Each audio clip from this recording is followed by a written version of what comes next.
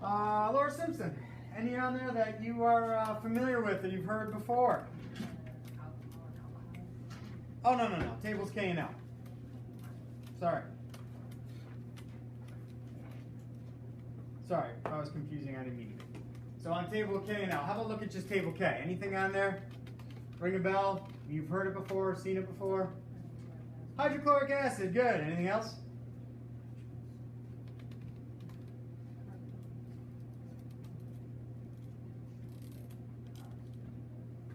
Phosphoric acid? Sure.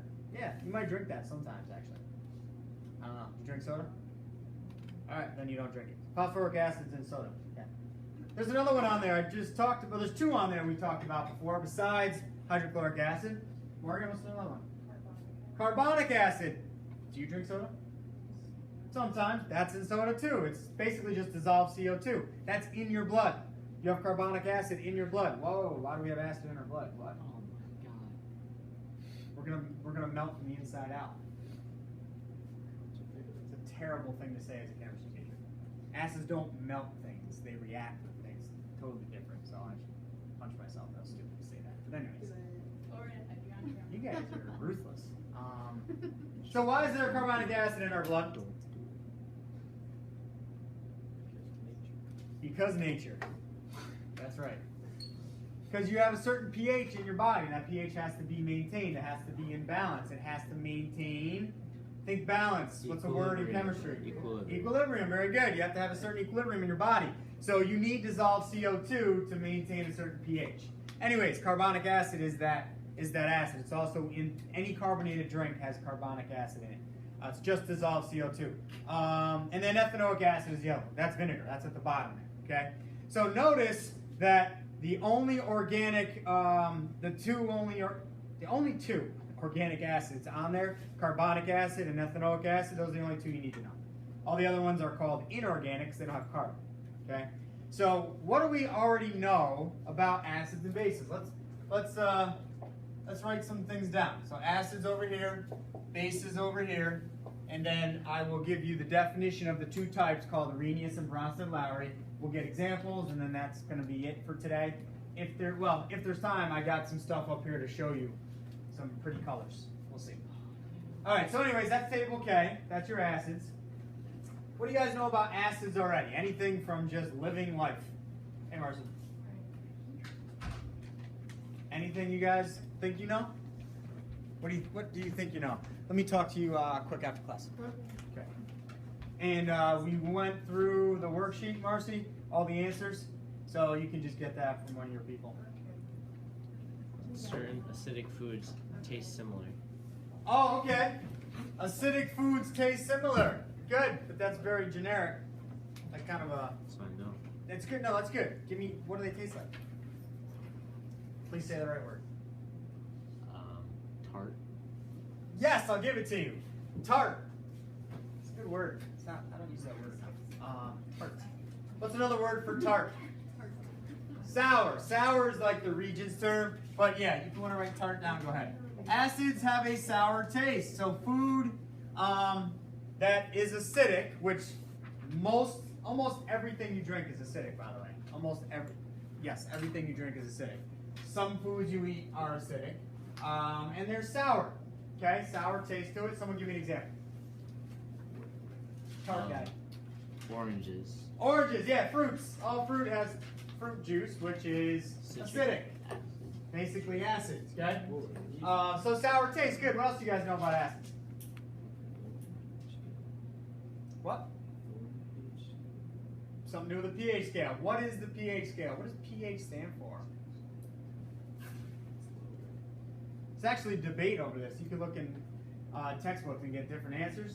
pH stands for parts of hydrogen ion or percentage of hydrogen ion. So the H plus is the key with acid. So why don't you put H plus up there or somewhere near acid. H plus, the amount of H plus ions in a substance kind of dictates the pH and how acidic it is. So H plus is the key here.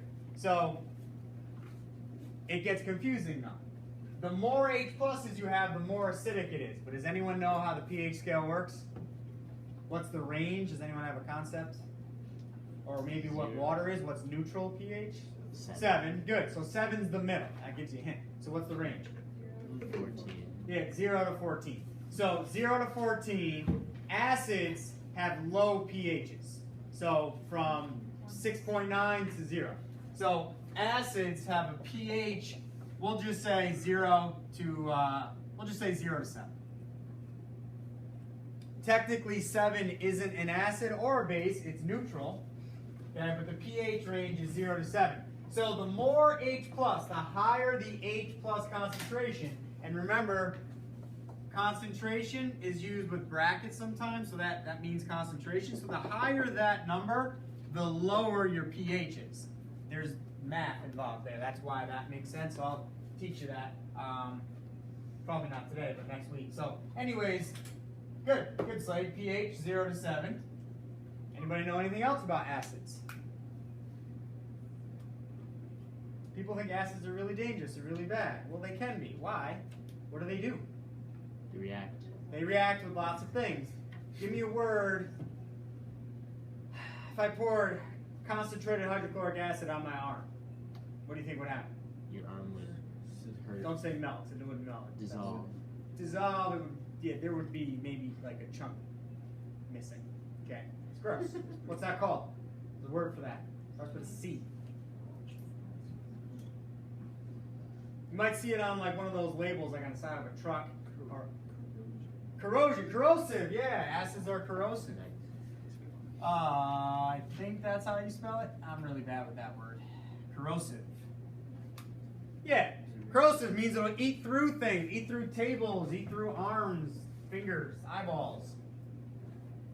Okay, not this table. Acid resistant for the most part.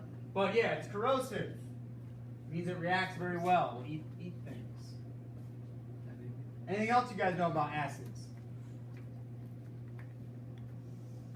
Your stomach acid. You have stomach acid. Good. Stomach acid has a pH around 1. I want to say pH 0.8 or 1. So why do we have acid in our stomach? Break down food. How come it doesn't break you down? Because you have protective linings. You have a lining, a mucus lining in your stomach, right? That is resistant to the effects of the acid. So when do you feel the effects of that acid in your stomach? Acid reflux. Acid reflux, heartburn, right? Where it starts creeping up into areas of your body that do not have that protective lining, so you can feel. And I've had bouts of reflux over the years, and it's painful because it starts to eat away at your esophagus, for example. You can eat foods, limit foods that are acidic, or eat foods that help, or take medicine, but that's always last resort, at least with me. But anyways, that's how you can kind of feel that acid reacting, which is not good. What else? Anything else?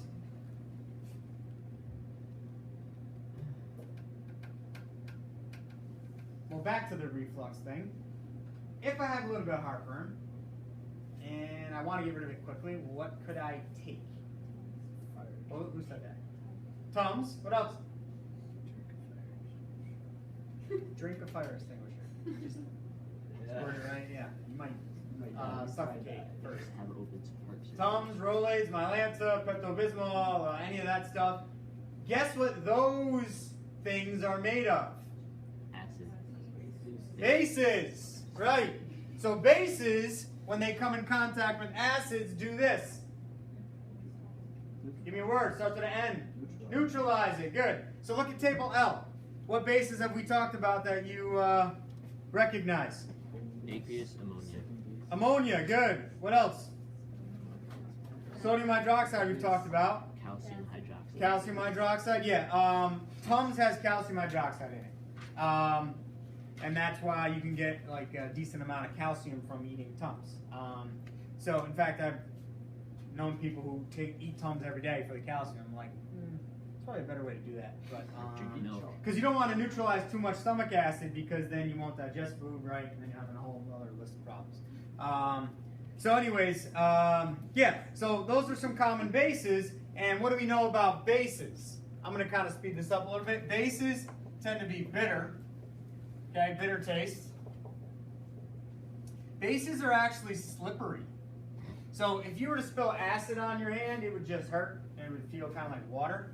But bases, if you get base on you, it's a liquid, it's a solution, but it feels almost like soap. It's like super duper slippery, which is ironic, not ironic. Guess how you make soap? You have to use bases, right? So anyways, slippery, bitter taste. What do we know about pH for base? Well, it's from 0 to 14 is the pH range. So if acids are 0 to 7, pH of 7 to 14. And there's an easy way to remember that besides just learning it and understanding it. The way I've always remembered it, well, before I could actually learn it and teach it, that A comes before B, right? So 0 through 7, that, you know, in order, 0 through 14, these are the first set, so that's A comes before B. So B comes at the end, A comes in the beginning. So anyways, acids 0 through 7, pH 7 through 14. And if acids depend on the H plus concentration, bases don't really depend on that. They kind of do. We'll talk about it. But there's another ion. If you look at table L, 3 out of the 4 bases have this ion. OH minus. Very good. That's called the hydroxide ion. So for bases, the higher the OH minus concentration, so more OH means more basic, means bigger pH. Acids, higher H plus, means more acidic, means low pH. And this is a beautiful thing, because if you mix an acid with a base, what's that called again? Neutralization. Neutralization produces something with a pH of pH of 7, getting excited here. pH of 7, what substance has a pH of 7? Water. It's exactly in the middle. It's neutral. You have acids over here, bases over here. Pure water is a pH of 7. Well, this is a beautiful thing. Acids have what ion? H plus. Bases have what ion? OH minus. Put them together. What do you get? HOH, which is water. So it makes perfect sense that if you understand what acids have, what bases have, when you mix them, you always produce water. So you could take the strongest acid in the world, the strongest base in the world, and if you mix them with equal volumes and equal concentration, let's say they're both the same concentration, same volume, you mix them together, all you're going to get is water and you can drink it. I think that's cool. So kids always ask me, a long time ago, I don't know if anyone knows the name, Sam Girardi, good kid, took chem, took AP chem, killed it, did a good job. But he always had these, like, he kept me on my toes, all these hard questions I couldn't always answer.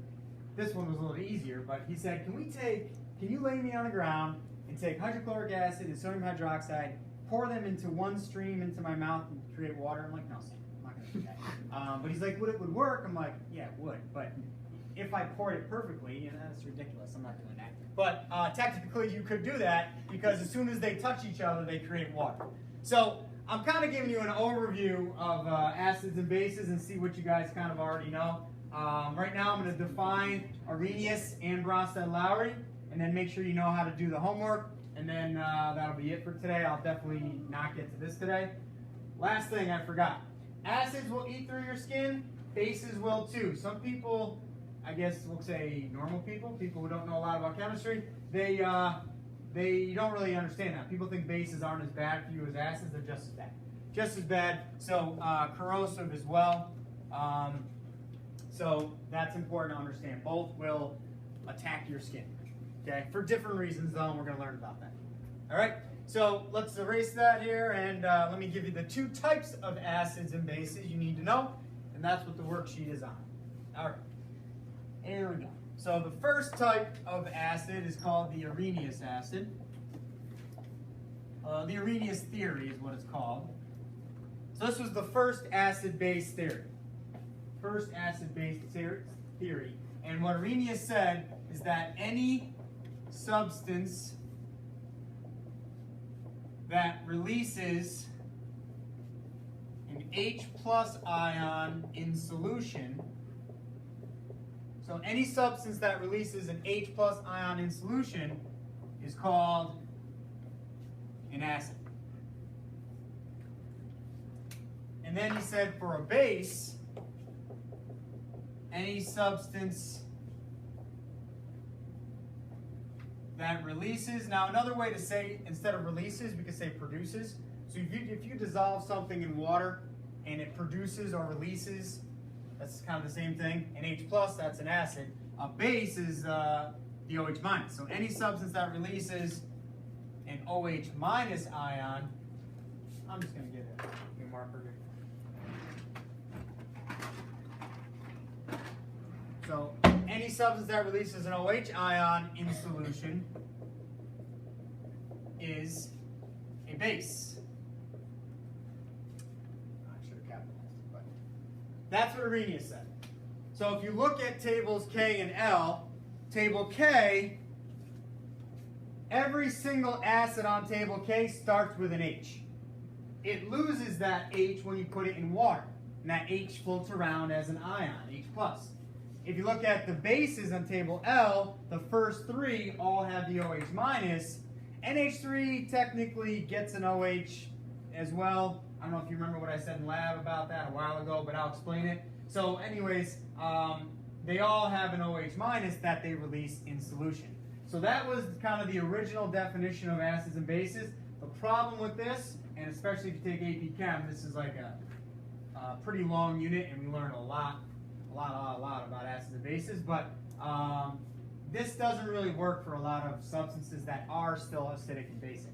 So this is kind of basic, no pun intended there, but you do need to know it, okay? So what would the regents ask?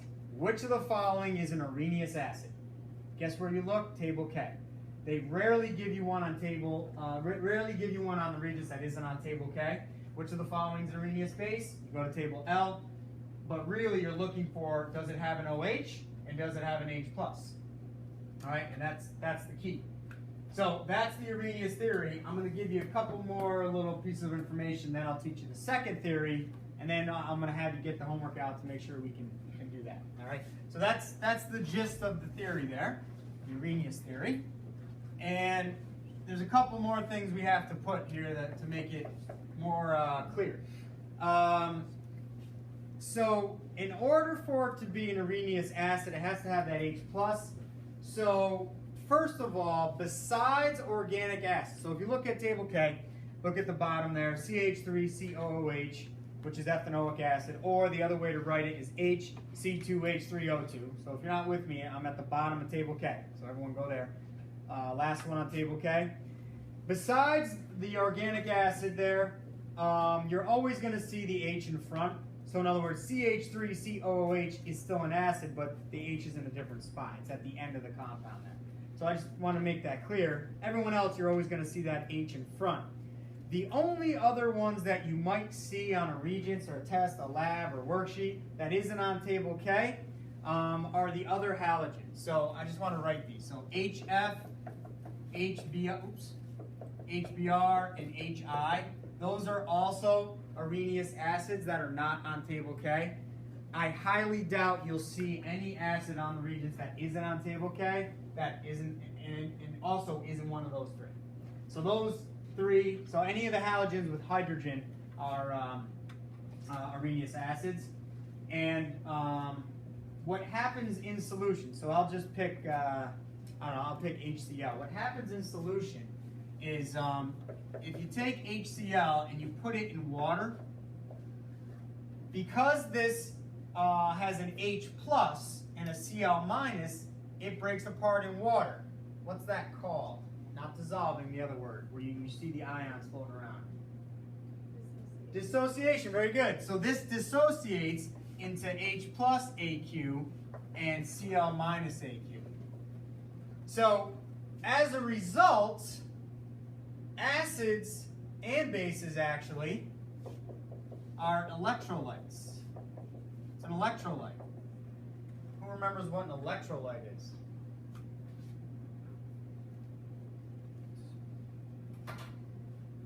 Yes, it's Gatorade, but an electrolyte is a word you need to know, and I will say it a lot between now and the end of the year, because our next unit we talk about this all the time. It's a substance, when dissolved in water, conducts electricity. So acids conduct electricity because they produce ions. They produce ions in solution. As a result, technically, even though acids are two nonmetals, ionic compound or acids kind of act like ionic compounds a little bit because they use ions to bond. So acids sometimes are called ionic compounds because of the ions, even though there's no metal. I know that's confusing, but I gotta tell you that. So because of the ions, sometimes they're referred to as ionic. I highly doubt you'll really need to explain that, but anyways, they're electrolytes because of that. All right, so that's just an example of what Arrhenius acids do in water. As far as the bases are concerned,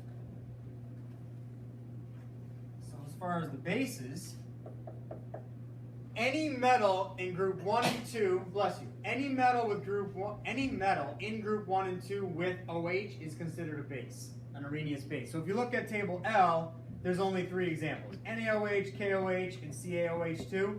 I'm not going to list all the other options, it's just too many. So I'm just going to write any metal, and I'll give you a couple examples. Any metal from groups 1 and 2 with OH minus is a base. For example, BaOH2 and LiOH. So those are 2 that are not on table L, but they're also bases. Again, regents might say, which of the following is an Arrhenius base? They give you 4 choices. You go to table L, it's not one of them. I don't want you panicking. Just remember, what makes something a base? It has to have hydroxide, but it also has to be with a metal. Yes, there's the transition metals, copper, zinc, all the ones in the middle. They could also be with OH. So really, any metal with OH, but that's so uncommon, I doubt you'll see it. So really, it's just groups 1 and 2 that we focus on with OH. And they also dissociate, so we'll use LiOH as an example. So LiOH in water, you get Li plus, not plus 2, sorry, Li plus and OH minus, AQ and AQ. And again, that OH being produced is why Arrhenius says it's a base. So, what's the moral of the story here? Table K, table L have Arrhenius acids and bases. Can you identify them? Can you write the process of dissociation when they're put in water? That's important. And can you tell me what the difference is? Arrhenius acids produce H pluses, Arrhenius bases produce OH. Hold on one second. So I didn't get to the other one, obviously.